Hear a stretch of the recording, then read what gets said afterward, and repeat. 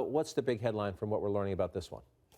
Well, I think we've heard the headlines, increasing military spending, cutting pretty much everywhere else. But I think that the secondary point that we really need to keep in mind is that this budget does not, or at least the outline of this budget, seems highly unrealistic. The idea that you can increase spending by such a dramatic factor at the Pentagon, at the Department of Homeland Security, and find all those savings just through domestic discretionary spending without even touching Social Security or Medicare.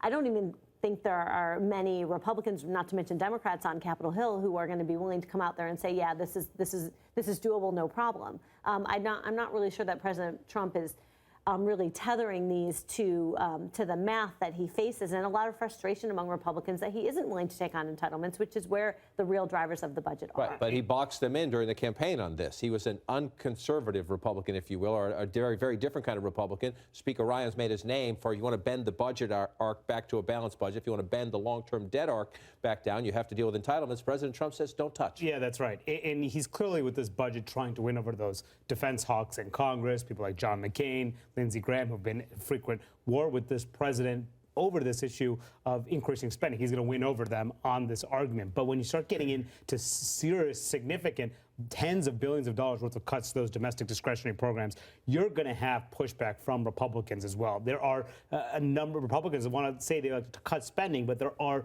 key programs that are important for individual states, individual districts. So it's going to start a big war with Congress. But the one thing also is that this is just the first budget. There's going to be a supplemental appropriations bill that they're going to send to Congress afterwards that will increase spending for things like the wall, other issues like that. So there are going to be tens of billions of more dollars that are going to be spent on the domestic side, and that is also going to cause some concerns because at the end of the day, it probably will increase the deficit. One of the interesting things, too, Trump, in his business background, was the king of debt. You know, a thing that he sort of wore, you know, with a, you know, sort of showy pride, you know, and he could do that as a businessman and over-leverage things. He can't do that as a government executive. So I think this is the first time, like Laura was saying, how does the math add up? What sorts of things is he going to cut? And also getting pushback from Democrats, you know, pretty fiercely on some of the things that he's going to be targeting, I think, in his budget to try and make this work. Right, and one of the things he can't do with the stroke of a pen, and he can't do with a speech. This is going to have to be a negotiation, first and foremost with Republicans, who have some significant differences with their president, and then one would assume at least try to get some Democrats. Yeah, I mean, who on the one hand must be pleased that he's not going to touch Medicare and Social Security. There are ads that are running from progressive groups about holding him to that promise. So in that sense, I think this budget, on the one hand, you've got hawks who are going to be pleased with this explosion in terms of spending on Pentagon and the military, but then you're going to have progressives who are wondering what's going to happen with the EPA, as well as the State Department. I mean, some of the reports are saying that the State Department could face something like 30% cuts across the board. I don't know if Tillerson is aware of that, but it sort of... Well, he's meeting with the president today. It kind of underscores where he's been all along in terms of this administration and being sidelined in terms of his responsibilities. I think a lot of the cuts are going to be to foreign aid, but foreign aid is like 1% of the budget. It's nothing. It's kind of a favorite hobby horse of people who say we should cut spending, but really it's not much of the federal budget at all. If you're serious about spending, you can't do it there. Hold the thought on the budget. We'll come back to it, but I want to move on. Now, that's one of the big challenges.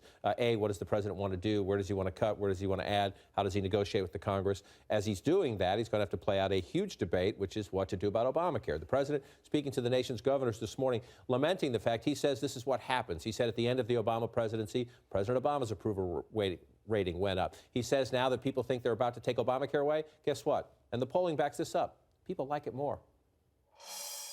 People hate it, but now they see that the end is coming, and they're saying, oh, maybe we love it. There's nothing to love. It's a disaster, folks, okay?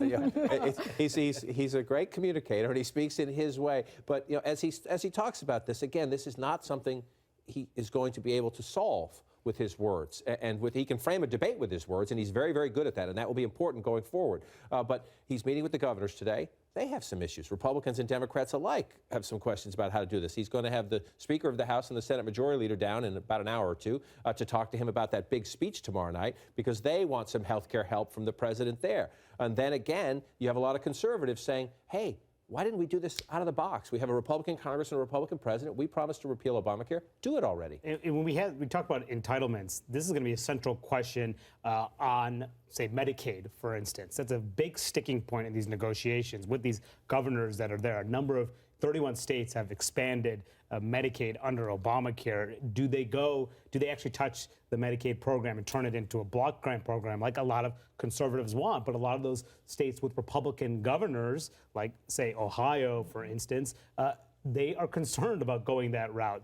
How does Donald Trump come down on key central issues that are essential for for Republicans to cut a deal? We don't know that yet. We'll see how specific he gets tomorrow. And also, like, how much can he be swayed? I mean, we saw from John Kasich meeting with him on Friday, and sort of Trump sort of going along with whatever Kasich is proposing, right. you know. And so I don't think that he is articulated. He keeps talking about the plan will be beautiful, you'll love it, you know, but he hasn't articulated what that is. And so I think there's a room for debate over how to influence Trump over what he does. He's also set up a huge risk for himself because in the campaign, and Republicans don't like this, he's boxed them in. He says, you know, up to age 26, you should be able to stay on your parents' thing. The insurance marketplace never again should be able to rule you out if you have a pre-existing condition. Again, we'll dive deeper on this one in a few minutes, but I want to quickly get to one other thing that's buzzing in politics today, the return of George W. Bush. Mostly silent for the 8 years of Democratic President Barack Obama's term in office, but in an interview with NBC today, the former president of the United States, the 43rd president of the United States, asked what he thinks about President Trump's attacks on the news media. Power can be very addictive, and it can be corrosive, and it's important for the media to call to account people who abuse their power, whether it be here or elsewhere. One of the things I spent a lot of time doing was trying to convince a person like Vladimir Putin, for example, to accept the notion of an independent press. Right. And it's kind of hard to, you know, tell others to have an independent free press when we're not willing to have one ourselves.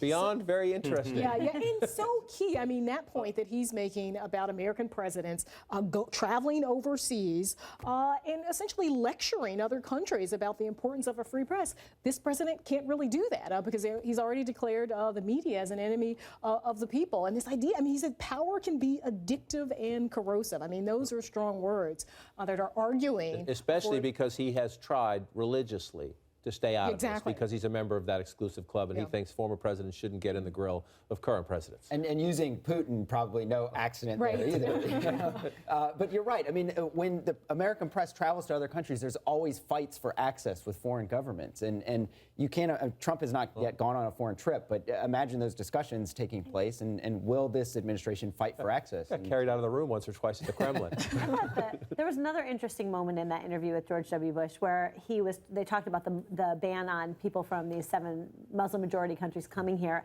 And the Today Show played the clip of George W. Bush after 9/11 where he said, we are not at war with the Muslim religion, that it's the people who did this terrible act on 9/11 were not religious people. And he spoke very generously about that and said there are allies, are many Muslim allies. And as the clip was playing, you could see George W. Bush's face sort of smiling, where I got the sense that he was proud of that. Right. He's proud of that moment that he took that position, and obviously it's a very different point of view that we have coming out of the White House today. More on the former president returning up too. A lot to discuss in the hour ahead. Stay put. Up next.